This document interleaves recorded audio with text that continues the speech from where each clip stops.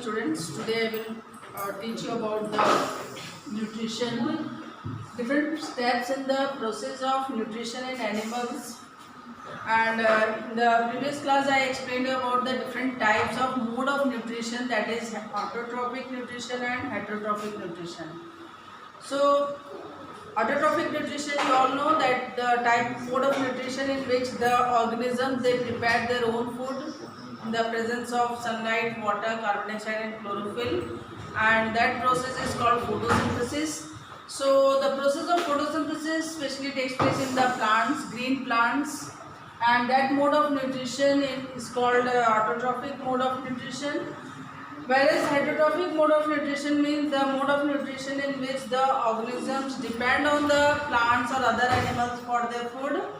So animals are specially shows the heterotrophic mode of nutrition. Now today we'll study about the different steps in the process of nutrition in animals. We all know what is nutrition. Nutrition is the mode or the process of taking food into the body in which the food gets digested and then it is absorbed to different parts of the body for different activities. So one by one we'll study the different steps in the process of nutrition in animals. In all the animals, whether it is a unicellular animal or a multicellular animals, the process of nutrition takes place in 5 steps, and these steps are the first step is called ingestion, second is called digestion, third is absorption, fourth one is assimilation, and fifth one is digestion. So what is ingestion? What is the first step which is called ingestion? Ingestion is the process in which the food is taken into the body.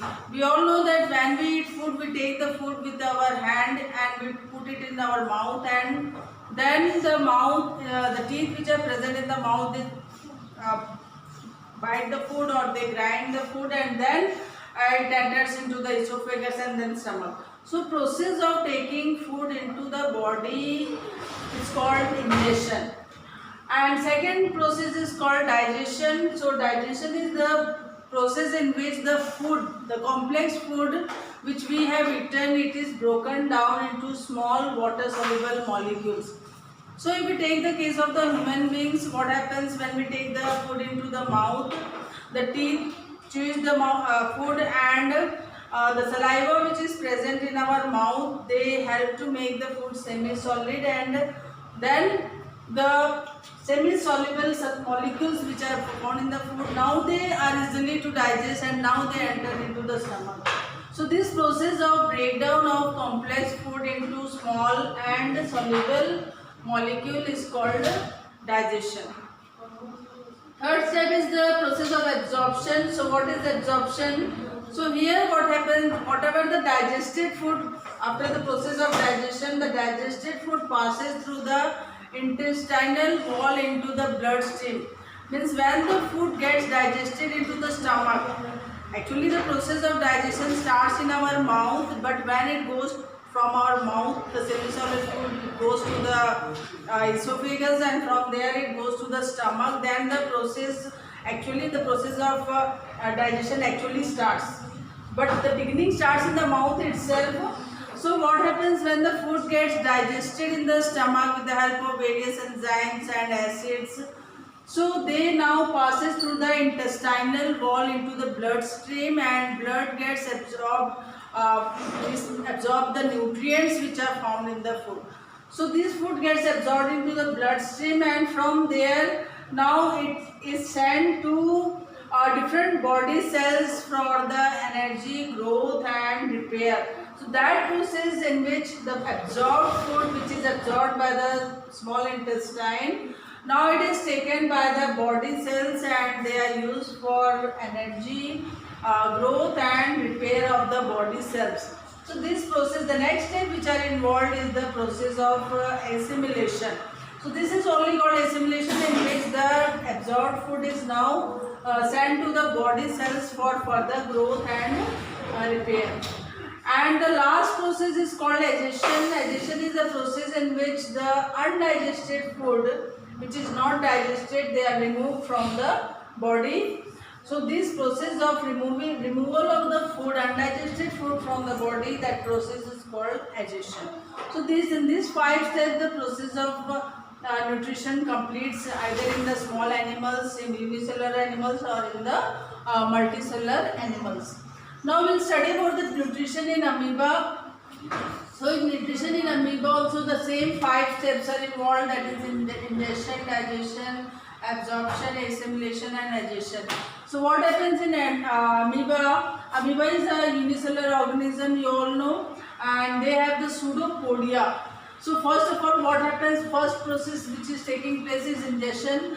So through the pseudopodia the food enters into the inside the body of the amoeba. This is the food, here I have drawn the diagram, and this is the nucleus of the amoeba, and this pseudopodia help the food to move inside the body.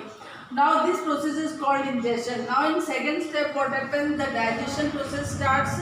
So digestion means breakdown of the complex food into small water soluble molecules. So what happens when the food enters the amoeba, here the enzymes which are present near the vacuoles of the amoeba, food vacuoles, now they help to start digesting the food, and now the food gets digested in this vacuole only through the by the help of the enzymes.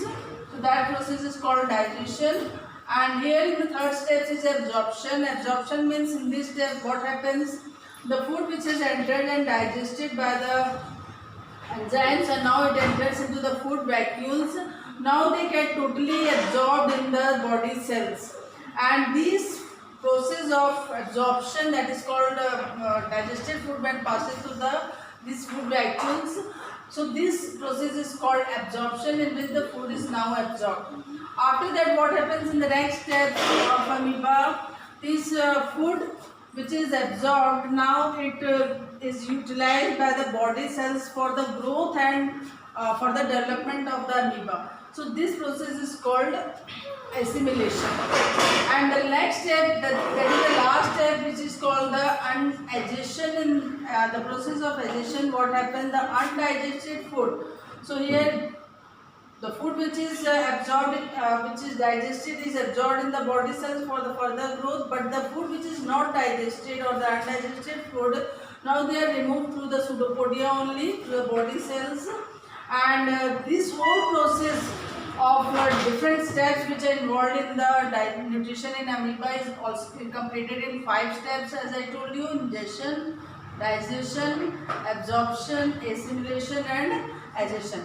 In the same process, in the paramecium also we can see, paramecium is also a unicellular organism, and but here in amoeba what we have seen, that the pseudopodia helps to in the movement of the food particles inside the body of the amoeba, whereas in paramecium the hair-like structures are present. These are the hair-like structures, and this is called the cilia, in which help the food to move inside the body of the paramecium.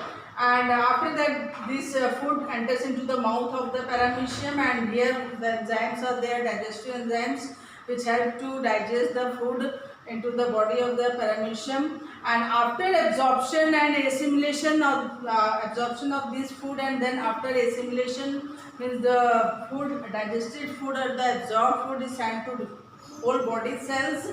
Since it is a unicellular organism, so there is no specialized organs for different steps. In the same one cell only the process of ingestion, digestion, absorption, assimilation and digestion takes place in amoeba as well as in paramecium.